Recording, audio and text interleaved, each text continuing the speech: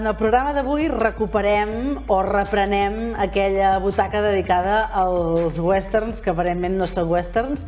Per tant, avui tornem a tenir en Jep Costa aquí i tornem a parlar de cinema. Benvinguts al Mac Express.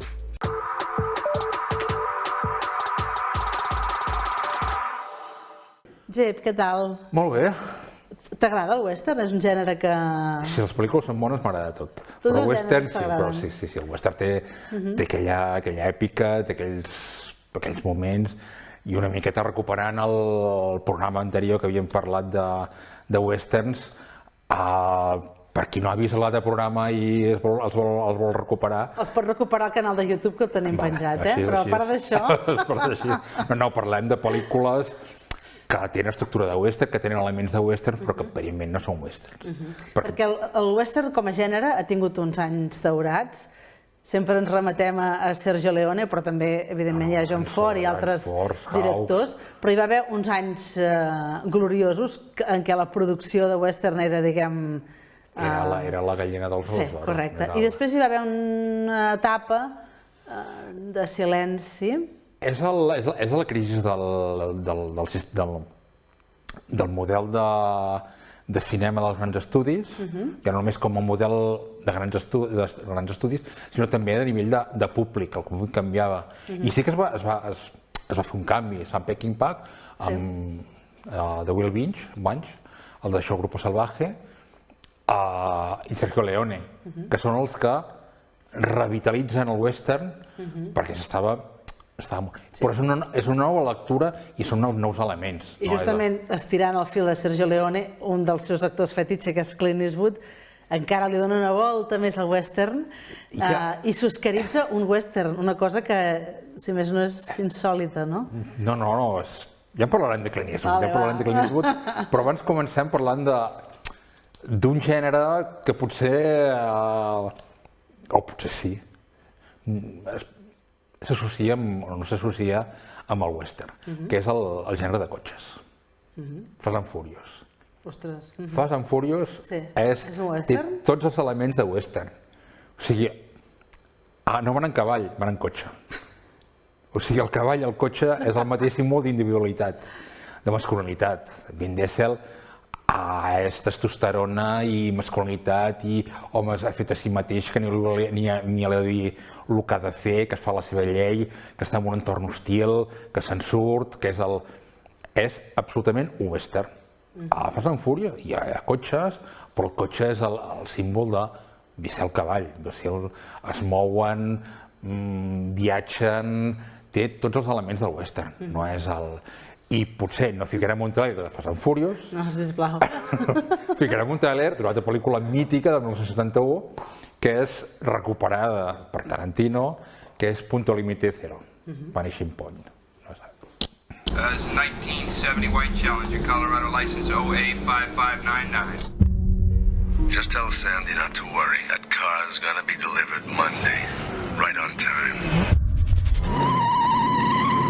There goes the Challenger, being chased by the blue meanies on wheels. The vicious traffic squad cars are after our lone driver, the last American hero, the electric centaur, the demigod, the super driver of the Golden West, the last beautiful free soul on this planet.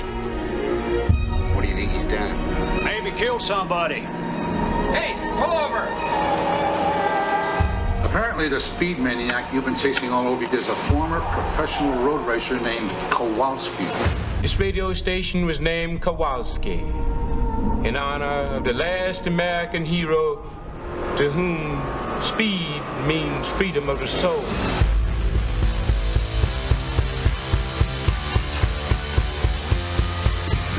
The question is not when he's going to stop, but who is going to stop him.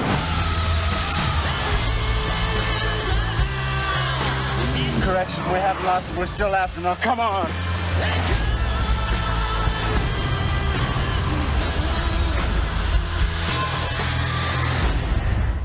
Take care, Kowalski.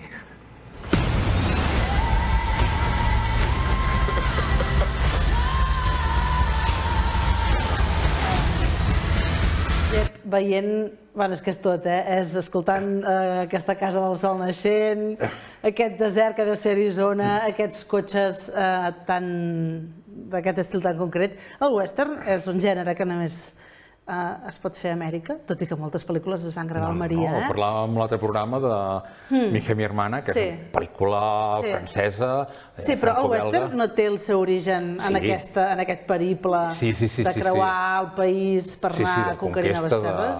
Sí, de fet, la conquesta, aquest punt d'individualisme, d'antiestatalisme que té de fet, la conquesta, l'ocupació de territoris indis es fa a nivell civil, per dir-ho així. Són gent que van ocupar territori sense que els estats no vulguin. Sí.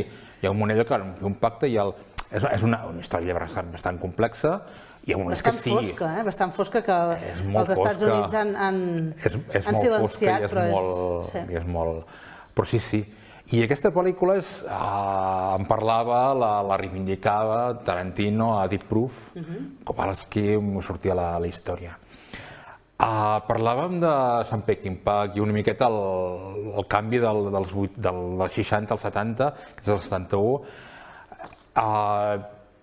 Té gènere western, o sigui, vindria elements de western, però si t'hi fixes una miqueta a l'esperit, aquest esperit de llibertat, és un moment que és el canvi de la revolució sexual, de la sortida dels hippies. És una altra lectura, és un altre elements, i aquí hi ha un punt de llibertat, però no el sentit de llibertat que es pot agafar en un sentit neoliberal, sinó un sentit de llibertat de l'individu, Easy Rider, que també una miqueta vindria també el rotllo. I tant. També Easy Rider també seria... Jo ho vaig trobar en llistes i sortia aquesta, una de fotogrames, i sortia Easy Rider, i no la vaig agafar perquè em convencia més altres i també m'agradava més. També perquè Easy Rider no és un solitari, són dos solitaris, no? Ho dic bé, és en Peter Fonda i en... Sí, i en Dennis Hopper. Exacte, serien dos homes solitaris. Però més endavant enllaçarem aquí amb el... Bueno, directament enllacem, perquè vam enllaçar amb el que és el concepte de buddy movies, els col·legues, la pel·lícula dels col·legues, de dues persones, de dos amics, dos policies. Arma letal. Arma letal també és un western. Són els dos policies, poden ser xèrifs, que estan en un entorn hostil i que fan més enllà del que toca el reglament. Ells porten una missió, els hi segresten a la primera, els hi segresten la filla amb un... Ara intentava recordar, Arma letal és Danny Glover i en Mel Gibson? Sí. No sé, he perdut ja les últimes, no és però la primera sí que el que funcionava, quedaves...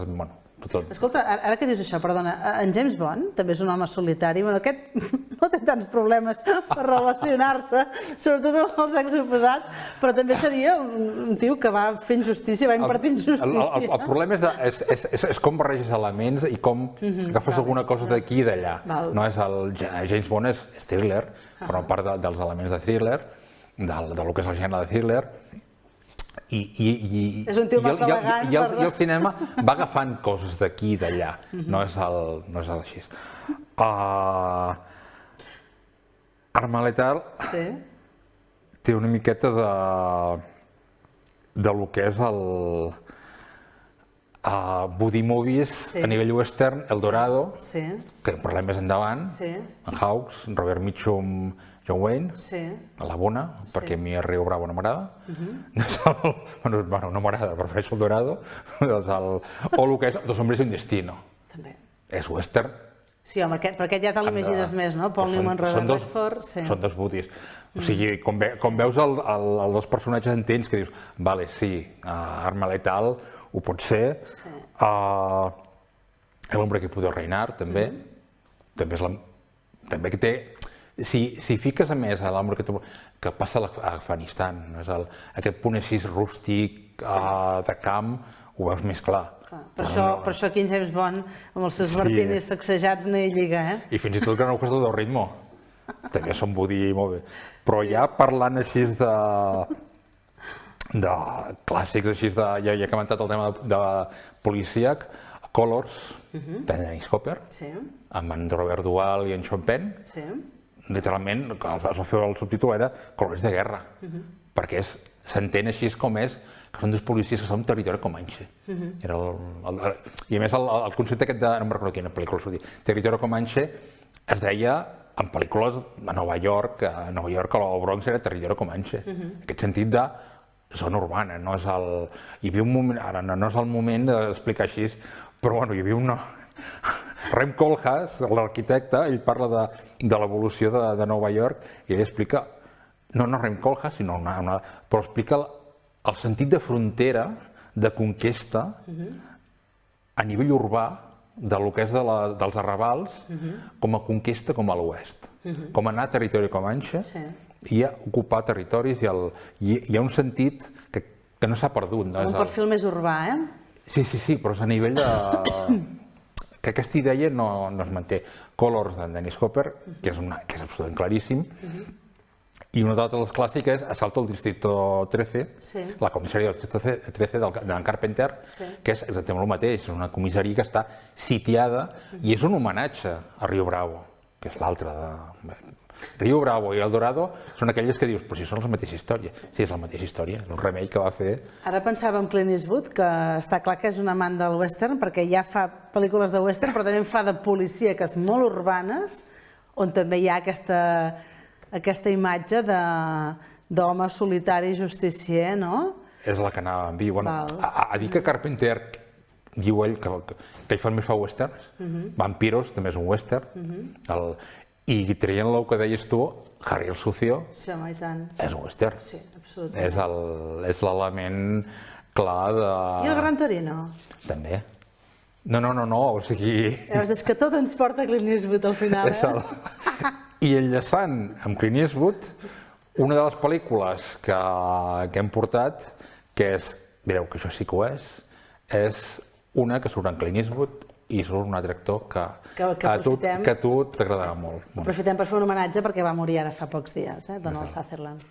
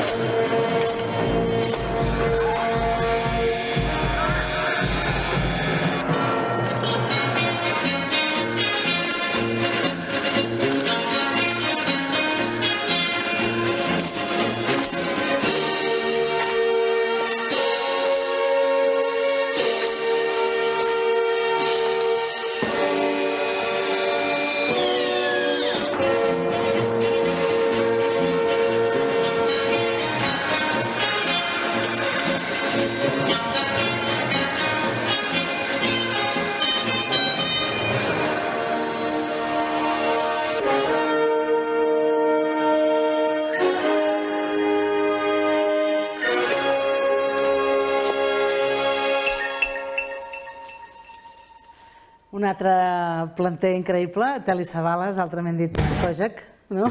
Kojak. Però com diem Kojak, ens retratem l'edat que tenim. Exacte. Perquè és que jo em sembla que ja Kojak ja vaig arribar tard de veure Kojak. Però sabem qui era Kojak. Potser hi ha gent molt jove que ens diu que ja no. calb, com està aquí, però hi ha més pel·lícula d'en Telly Savalas en cabell. Sí. Poquet, però en cabell. I com dèiem, en Donald Sutherland, que per mi va fer una de la millor versió de la invasió dels ultracossos, escena final, és brutal, recomano molt que la recupereu. I deixa'm fer un apunt, la música també ajuda molt a crear aquesta atmosfera, aquesta mena de banjo... Sergio, Ennio Morricone, no sé qui és de la música... però aquesta música també ens remet molt al Sergio Leone, hi ha el duel, els elements d'allò que és un western. Els Violentes de Kelly és un western amb Clint Eastwood, que és el clàssic, i ara, pensant ara en Clint Eastwood, si recordeu la sèrie de l'equalitzador d'Equalizer d'en Denzel Washington, és la trilogia, és El jinete pálido. És un tiudo que ve a solucionar els innocents contra els villans i és un hard-boiled, el tio d'Equalizer és El jinete pálido en diferents actors, en diferents contexts, en diferents situacions. I era una miqueta treure aquí el tema dels pel·lícules de guerra, el cine bèl·lic, que a vegades en aquest cas és absolutament claríssim, ho pots agafar i és pràcticament de guió d'això, de manual. Salvador Soldado Ryan també és un western. També és una banda que es fica en un territori hostil, que té una missió, que és anar a salvar, anar a trobar aquella persona, al final hi ha un duel final, amb inferioritat, que se n'acaben sortint, i l'heroi és l'estructura d'un western en situació de guerra. En aquell moment, si recordeu, quan es va estrenar Salvador Soldado Ryan, també s'estrenava l'Terrence Malick, però era molt diferent. Aquella, que eren els pel·lícules preferits, per no sortir el nom. Bueno, és igual, quan en surti d'aquí una estona ja ho diré. D'aquí una estona se t'encendrà la bombeta. Sí, ara... Dóna alguna pista, que t'ajudo. Home, hi sortia un plan Nick Noll, en Sean Penn... Bueno, era... Ara és igual. Lapsos d'aquests així de tarda. Però bueno, l'important és això, que algunes pel·lícules bèl·liques agafa. I per agafar l'últim element que s'enllacem a tres coses, que és el western amb els samurais, i el cinema negre, que tenen ja parlàvem de Sergio Leone, com va fer per un punyat de dòlars, que era un plagi del Yojimbo. Literalment. Jo he explicat que li va enviar una carta en Kurosawa i li la teva pel·lícula és molt bona però paga'm els drets perquè és la meva pel·lícula. Ell va ensenyar la carta i mira, en Kurosawa m'ha escrit. Que dius, bueno, no és ben bé, no? O sigui, no és el... Però sí, tu veus el Yojimbo i dius, és així. I el Yojimbo, pel·lícula de samurais clàssics amb Mifune, és agafat un guió de western que va fer el Cercle. Per tant, el samurai té molt d'element de western. El ser un mercenari, pagar pel millor postor i que està en un entorn hostil, a l'aventura, un tio dur... Veiem imatges mentre es... Sí, posem el samurai Bueno, el samurai.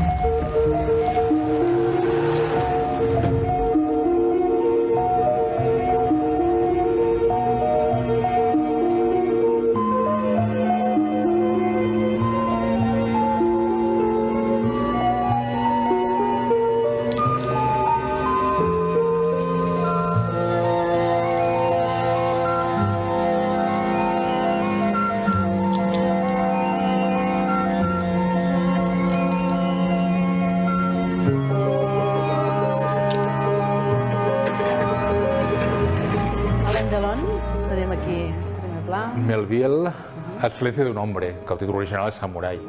I té aquest component d'element de... El silencio d'un hombre i la... Sí, que es va traduir com El silencio d'un hombre. Tenim un problema amb el tema de traduccions, és un assassí i és la barreja que fas de samurai, de western, de tio dur, tio aïllat, i que té molt, i enllaçant amb aquesta pel·lícula, és, ara em ve al cap, recuperar una que és una autèntica meravella, Jim Jarmusch, Ghost Dog, el camí del samurai, que és també aquest element d'un entorn urbà, un sicari que treballa però que és un samurai, però que també té un punt de vaquer, de mercenari, amb un entorn hostil. Venen tantes pel·lis al cap.